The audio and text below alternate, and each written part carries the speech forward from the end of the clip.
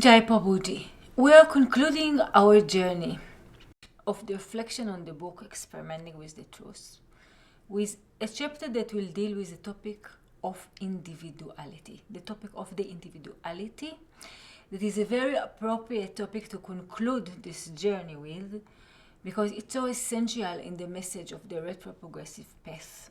We started this journey when we reflected on Prabhuji's biography, when he shared that he's not talking to a mass of people, but he's talking as an individual to us individuals. And today we will start a 3 classes discussion on an article that is dedicated to this important aspect of Prabhuji's teachings, the individuality. Dear Prabhuji, we see that enlightened masters have been very different from each other.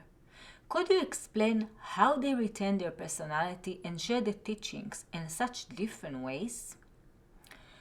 So this question, if we look at this question, we see that the one who asked this question assumes that the differences between masters originate in the fact that they have different personalities. So he asked Prabhuji, how come masters share the teachings in such different ways? And we can think on this question as also assuming or originating in the fact that if enlightenment is the same one nature that is supposed to be expressed as it is fully in realized beings, how come it appears different and not one, not similar? And if it appears differently, the conclusion that the person who asked this question gets to, that can be also others' conclusion, ours conclusion perhaps, is that they have different personalities, and so they retain their personality, but we know that enlightenment is to transcend the personality. So this seems very puzzling, and in this article Prabhuji will shed light, which again is a distinction between the personality and the individuality. This is going to bring all this confusion to resolution. Your question presupposes the differences between people originate in the ego, and that those who transcend it should be similar. Nothing is further from the truth. The realization of our authentic nature as nothingness dissolves the I, but not individuality. So we see Prabhuji clarifies what we presented, in fact, that the person who asked this question has a confusion. And Prabhuji further elaborates in this confusion, and he recognizes 2 mistakes. Not only is confused because he's thinking that what he sees, the differences that he sees, the evident differences with which Prabhuji does not disagree, he confirms, of course, enlightened masters appear so different, so unique, yet this difference is not originating in the difference in personality. This is one clarification that Prabhuji makes. Of course, enlightenment is to transcend the personality or to disassemble the personality and be established in a nature that is transcendental to the egoic phenomenon. And in addition, Prabhuji clarifies that the other mistake in this question is the assumption that as egos we are supposed to appear different. Prabhuji stresses the point, and we will go deeper into it in the article, that as egos we are in fact very similar. We are not unique, we are not genuine, and we are not original, because the ego is a mechanic pattern that is reflected very similarly in all of us. So we are very predicted as egos. So again, 2 mistakes are recognized. One is that as personalities we are going to appear different than one another, and the second mistake is that realized beings retain their personality. Of course they do not retain their personality, but how can we reconcile these apparent contradictions with the understanding that there is a fundamental difference between individuality and personality? This distinction is something that I heard from Prabhuji from day one, and is the understanding that once we are going to transcend the identification with the egoic phenomenon, we are still going to express in a unique, genuine, and original manner which only we can, which is unique to each and every individual the particular way in which they will express the transcendence or the divine, in which they will communicate with the divine. Each and every one of us have a very unique and genuine journey because we are different. This is why there are so many people. And the understanding that the path is about discovering our individuality. Our individuality is currently suppressed, covered, suffocated by the personality. The personality is an image, is an idea that we keep in our head, is what we think that we are or how we perceive ourselves, but it's not our true nature. And because of our identification with the egoic phenomenon, because we think that we are this personality, we do not let the individuality to be expressed, and we are not living in full. We are suppressed. We are living according to ideas that we have in our head. Discovering the individuality means to be connected to life at this moment, transcendentally to the ideas that we have about ourselves, unrelated to any mental idea, but directly, in the most authentic nature. And this is our aspiration as what we call spiritual seekers. We want to be released of this false identification that currently controls our life. We believe that this entity is us, and this is why we are limited, because we need to obey this entity. We're not living in freedom. Beings who realize themselves as transcendental to the personality are, in fact, fulfilled individuals. Their individuality is expressed, is fulfilled, is manifested, and we communicate with an individual, with individuality. Between us, we communicate with personalities, with ideas, with fears, with desires, with mental projections, not with life at this moment. But once we become in touch with a realized being, we get access to life at this moment because he is in this moment in life, communicated in the most authentic nature and not through ideas and perception, but directly. And this is again our aspiration. We spoke about it many times throughout this course. Our aspiration as spiritual seekers is to disidentify with the egoic phenomenon. But the glorification that is significant here is that although we're tapping into nature that is one, that is undivided, that is expressed in different religions, times, and places as a phenomenon that we can recognize that it's similar. What do we want to say? If we examine what we are told about this one nature, that we cannot speak about, we said, we cannot describe it, we can only experience it, tap into it. We hear about this state of realizing this one nature, that it's a state of bliss, of freedom, of detachment from suffering, of detachment from worldly ties, of transcendence to time and space. All these descriptions we find in many different religions, spiritual paths, times and places. And therefore we can recognize they all talk to us about the same one nature. Yet it is expressed in this word of multiplicity as different, as unique. And every time it will be again unique, again different. But we can recognize that it's coming from the same experience, from individuals who tapped into this one nature.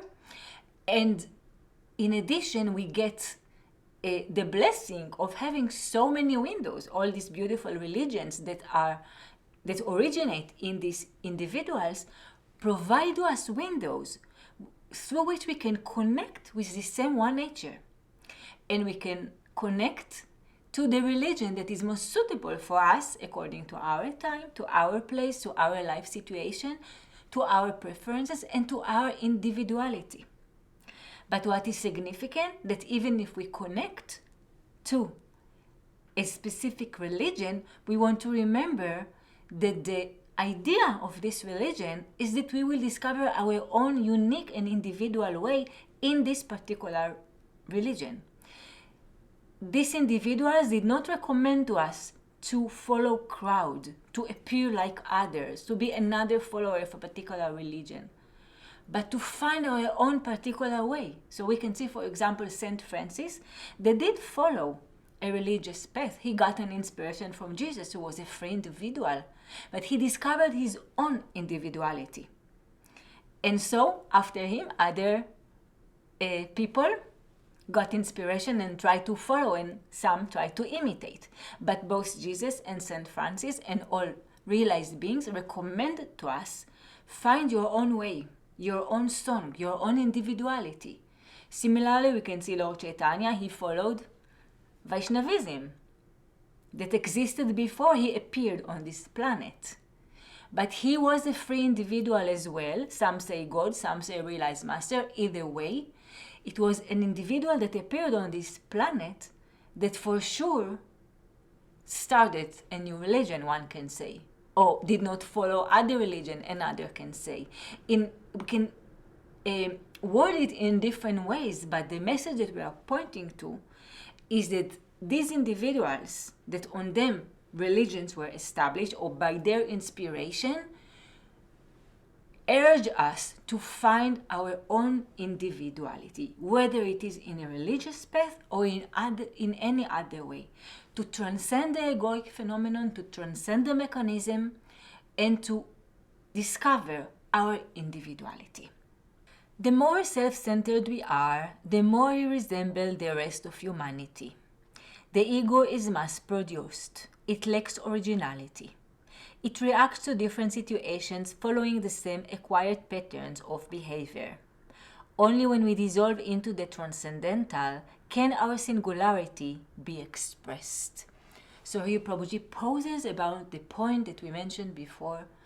As egos, as personalities, we are not different, not unique, and not original. We are in fact very similar. We are imitating each other. We are conforming to certain messages and norms, and we bring nothing new to the table. We are not renewing, we are not contributing, and we are not unique and not special. We are very predicted. The ego is a mechanism. It's not life. And this mechanism is very simple. We spoke about this mechanism throughout this course over and over naturally. It has two agendas: to escape discomfort, fear, distress, and to chase relief, happiness, or one can call it success. We are moving in this line from discomfort to comfort, from pain to happiness. And this is why it's so easy to influence the ego. This is a good evidence to the fact that as egos we are similar. If preachers want to preach to us, whether they are religious preachers or secular preachers, they can be politicians and can be media, they can be in the news, society. It's very easy to manipulate and to control billions and trillions of people with messages. How come it's so easy to convince us of narratives? Because again, we're very simple. All we want is comfort. All we want is to survive, not too much difficulty, some reassurance, and we are satisfied. And as easy it is to influence on a mass of people, not only it's easy to convince us, but we continue to do the work alone. We continue and say the same messages to each other. We're easily convinced by messages that we receive from the external world, and we continue to repeat it and influence each other. This is what we call society. We want to conform to society. So in society we need to be alike and to be liked. We influence each other. But to influence one free individual, okay, we said millions and billions and trillions of people we can influence easily with the messages that will create in them fear and some little comfort or happiness. Very easy. We got them. But to influence a free individual like Socrates, who was asking questions not only himself but also everyone around him, he drove crazy everyone who came in touch with him. it was impossible to influence him. One free individual. To influence individual like Nietzsche, who went so deep into the human thought, we can be sure that it is impossible. To influence, you can continue the list, but the idea is the same. Any individual who paused and stopped and evaluated and thought for himself, who tapped into his own answers, it is impossible to manipulate. And this is an evidence for us, it's a proof for us that we are in fact similar, that as egos we are not so special. We are not renewing, we are not creating something that wasn't before us, because we are just the same. When we speak about masters, which this was the basis of this question, the person who asked this question witnessed this individual and he saw unique, original phenomena, and he asked why each one is so different, sometimes even radical, revolutionary. The Buddha, we say, he changed the history, he changed the wheel of dharma. He was so significant on this planet, his influence was so impactful and significant. How come? Not because of the fact that they were expressing their personality, but necessarily they tapped into their individuality, and this expression that we see so unique, so genuine, so new, is for sure their individuality. It's for sure their particular way to communicate the transcendence, the truth, the one nature that different great individuals point to, spoke out of inspiration of this one nature that, as we said, we cannot describe, we cannot explain, we cannot basically do anything with it. It will never be an object, but we get testimonies that it's existing, that it's significant, that it's worth tapping into. The ego is an illusion or appearance. The more we cling to it, the more we become disconnected from existence. Prabhuji talks to us about the aspect of the ego, of the disconnection, and explains that as egos, we are disconnected from the reality, from life, from things as they are, from the current situation that we are existing in, from other people. How come we are disconnected? We are here, not really. We live in our head, in our ideas, and we make sure deliberately in the narratives that we have in our mind to keep ourselves disconnected. This disconnection protects us as egoic phenomenon. We can keep on living and surviving. And as egos, we want to keep on living and survive. We don't want to dissolve as egos. All our desire, agenda is to perpetuate, to keep living, to exist. And what maintains our existence is all the ideas that we have in our mind regarding everything, regarding life, regarding other people, regarding how we should behave. We have a whole program in our head that we don't want to give up this program. We believe that this program will protect us from suffering, will provide to us happiness, and we are afraid to harm it, to destroy it, to disassemble it. So we keep it. How can we keep it? It's not the reality. Everyone is going to tell us this is just in your head. You don't see actually right the reality. We don't want to hear this, so we are keeping disconnected. So this disconnection is very favorable for us as egoic phenomena.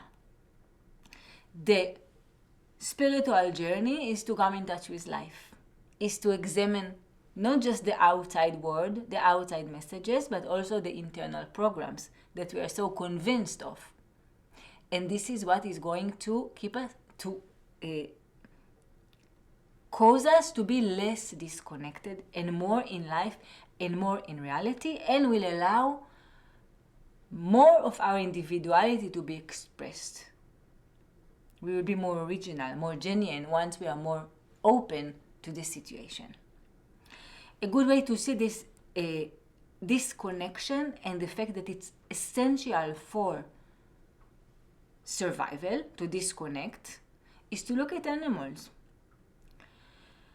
Animals must be very disconnected from the reality in order to survive. If we get closer to a cat, for example, he must run away to protect itself. He does not examine if we are kind, if you want to be friends, if you are bringing to him a treat, or if we are enemies. But he is running away regardless, which means he is disconnected from the reality in order to protect itself based on his past experiences and mechanism that dictate to him how to act. There is no free choice there, no thinking, no evaluation. If a person gets closer to a lion, there's no multiplicity of scenarios that can occur. The lion is going to recognize any person that gets closer to it as a meal and eat him. This is why, based on our survival mechanism, in this case positive, we are not going to get closer into a lion because we are harming ourselves. This is very simple and obvious. The problem is that similarly, in the exact same manner that we see the cat acting and the lion, we are acting as egoic phenomenon, and we are communicating with life in this reactive manner to situations, people, instances that are not necessarily harmful or not necessarily fitting our ideas that we have in our mind. In other words, we do not examine, communicate with life, check life as it is this moment, as it presented in front of our eyes, but we react to the situations based on our past, based on our reactions, based on ideas that we heard from other people. Individual beings do not act not out of any program in their head and not out of ideas of other people, but out of life at this moment. And this is what we call free individuals or realized beings. They have access to level of existence that is not this personality, not this limited story. And so they can act freely. And we can see it evidently in the way that they behave. We know that Jesus told us, offered to us, to offer the other cheek if we are getting a slap on one of the cheeks. And Prabhuji explains about it that it's not only pointing out to ahimsa or to non-violence, but that the significance of it is the choice and it's the evaluation of our actions and the fact that we have an option to act not out of reaction, to choose a genuine action, to evaluate. This is an opportunity that we are getting as human beings, not to act like animals, but to be connected to life and to this moment and to our own individuality and choose how we want to conduct. As we transcend it, we die as a false entity, but our existence does not cease. When we stop living from the limited I, we become rooted in our true self. After speaking about the egoic phenomenon, Prabhuji tells us here, as we transcend this egoic phenomenon, we stop clinging to this idea. But surprisingly, the good news is that our existence does not die. The cat perhaps dies. The lion perhaps does not react any longer.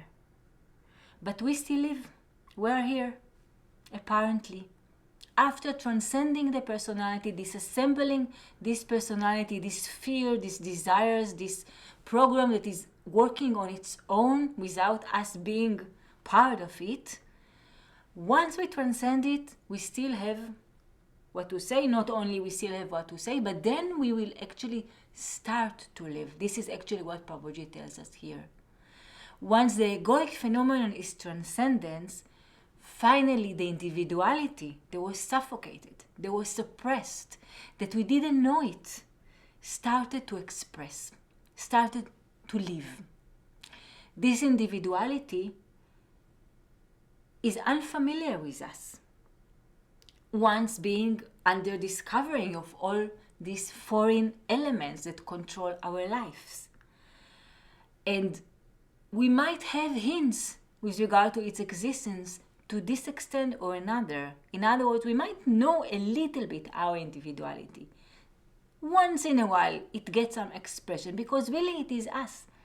It is our most intimate existence. But we don't know it fully until we establish our existence transcendentally to the identification, because we will keep on living, thinking, acting from this identification with the personality.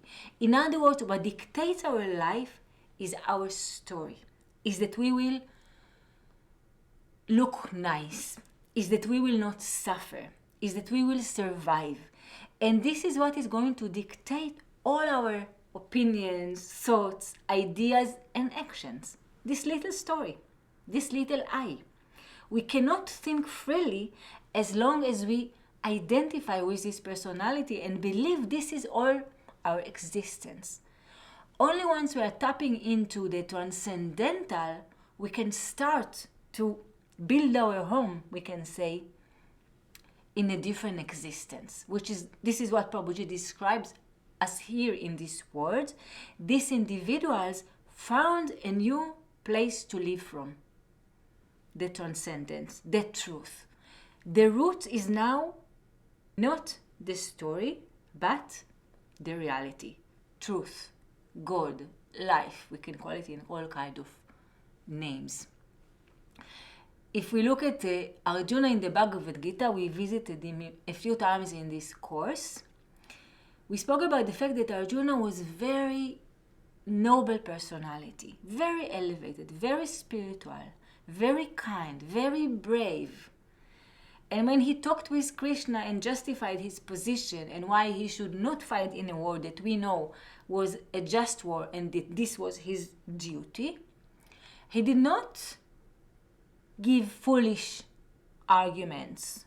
He did not express even anger. He did not express mediocrity. He sounded very noble, very mature, very knowledgeable, very righteous. But there was only one problem. And this is why Krishna did not even answer any of his beautiful arguments. Arjuna gave a full speech. Krishna only smiled. The one problem that is that the origin of all this elaborated, beautiful speech is Arjuna's personal situation. In other words, the ego, the story. Once we defend our ego, the personality, and this is our agenda, all the building that we are going to build is meaningless, is worthless. A spiritual seeker is someone who desires to be able to see life, to see the situation outside of these glasses that are limiting us so much. Personality is a bundle of repetitive and automatic reactions. It is a collection of masks that we choose for different situations, different disguises for every occasion. We acquire them by imitating our parents, family, neighbors, friends, teachers, managers, favorite singers, and preachers. Our personality is just the role that we play in society's stage. It is an imitation, an expression of our conditioning, and the manifestation of what we have acquired throughout life. It is only a superficial appearance that covers our authenticity. So here Prabhuji beautifully breaks down this personality. Again, it's not a new topic. Of course, this is the topic not only of this course, but of the aspiration of us spiritual seekers. We want to transcend this idea that we have in our mind in order to live truly, that we will live as we are, that we currently do not know even how it is going to look, because we are so much influenced by external messages and by our own mechanisms. And here Prabhuji breaks down this personality, and we can see yet again what it is consists of. So let's review Prabhuji's words and analyze what he tells us. The personality is a bundle of repetitive, automatic reactions.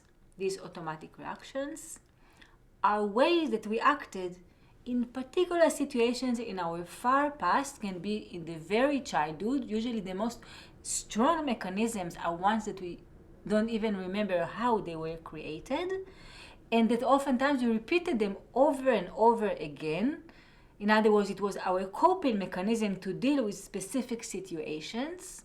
And as life went by, we continue to operate according to this program, according to this mechanism, even in many situations that have no more any relevance, as we said previously. We're just acting according to the program. And this bundle, so it's not just one way, but it's a bundle of different reactions, some of which we are more aware to, others we are less aware to, are something that we accumulated all throughout our lives, and we keep on accumulating them, and they keep on modifying us.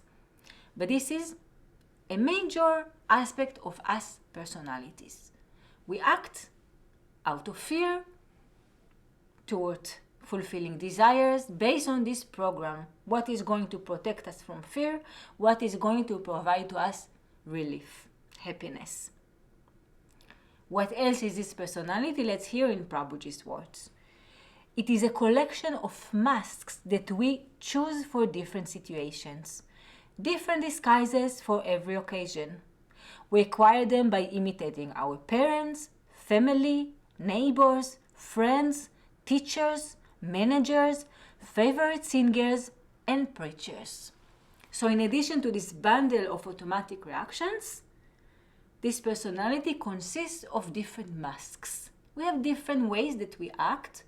How did we collect these specific masks? Very simple, we just imitated others. Human beings in this world, on this planet, we imitate each other. And this is how we learn how to behave. If we see little babies, it's easy to recognize. They start to imitate the people in their lives and act according to the ways that they see. So we might drink our coffee in a particular way, which if we think for a second, we recognize this is exactly how my mother used to drink the coffee, or we can stand in a particular way that our father used to stand, etc. Many more examples, but these are only masks that we collect. We choose them.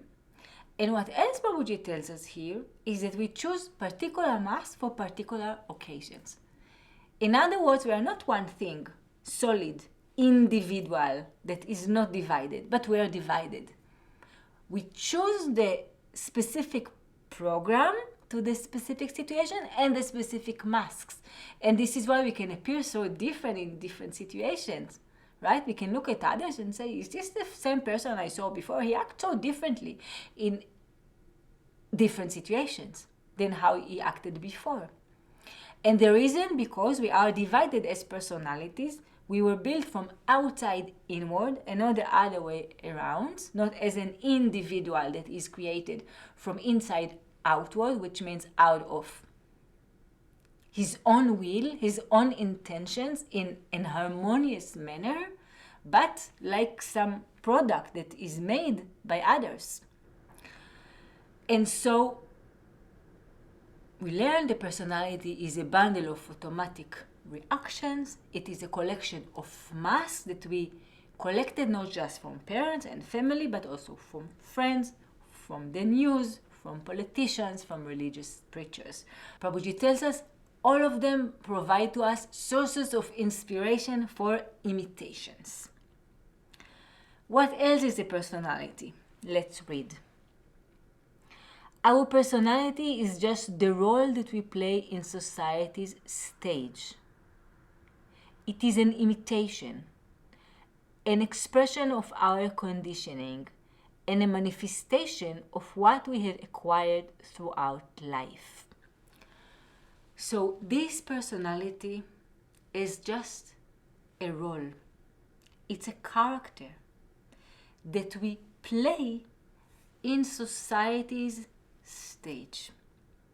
In other words, this personality is not who we know that we are in our room. We don't speak now about realization of our true nature, but we know that we are not this character that we play. We choose to play this character in order to cope with society on this stage of society, to appear in a specific way, to protect ourselves from specific reactions, to attract specific attention, etc., etc. We're acting in a specific way to communicate with society according to the rule of society's stage. And as a character, of course, this is a life of suffering because it's not who we really are. We are not expressing who we really want to be. We're not saying exactly what we want to say. But we are cooperating. We're playing a role on the stage of society in order to appeal, in order to make sense, in order to conform, in order to protect ourselves. All these are the motivation of us as personalities. And they are the reason why we do not tap into our individuality, or maybe we tap into our individuality, but we don't dare to express it, to be it, to resist the messages of society and be who we really want to be, as we know, but we are preferring to cooperate and to be accepted in this stage of society. And Prabhuji concludes this section in which we got a beautiful explanation about this personality. It is only a superficial appearance that covers our authenticity. So this personality, let's summarize, it's a bundle of automatic reactions to wounds, to pain basically. It's a collection of masks, which means imitations of others, not our own ideas and thoughts and experiences. It is a role that we play in society's stage. It's a character, it's not who we are. Another point that Prabhuji mentioned here is it is an expression of our conditioning, which means our limitations, which means our fears and desires. All of them are expressed through this personality, and it does not let the authenticity in us to live. Spiritual seekers are those who desire to live authentically, to live their own lives, to find air outside of all these ideas and of all these external messages and foreign elements. Foreign because they came to us from outside. And our own mechanisms are similarly foreign as the external messages that we receive from outside. Prabhuji explains that the society is the ego and the ego is the society. They act in communication, right? As we hear here, it's a role that we play in society stage. They're in line. But we are trapped in between our own narratives, mechanisms, ideas, fears, desires, projections, all our psychology, and all the messages that we hear from the world. Both of them do not allow us to evaluate and to live. A spiritual seeker is someone who seeks his existence outside of all this noise, his free choice, his individuality, in other words. When the I am dissolves, an eternal beingness emerges. This quality of being is vital, pure, fresh, and immaculate. The darkness of our personality disappears in the light of our individuality. It is impossible to manifest individuality without first overcoming conditioning. Individuality does not come from society, but from the depths of consciousness itself. Jai Prabhuji.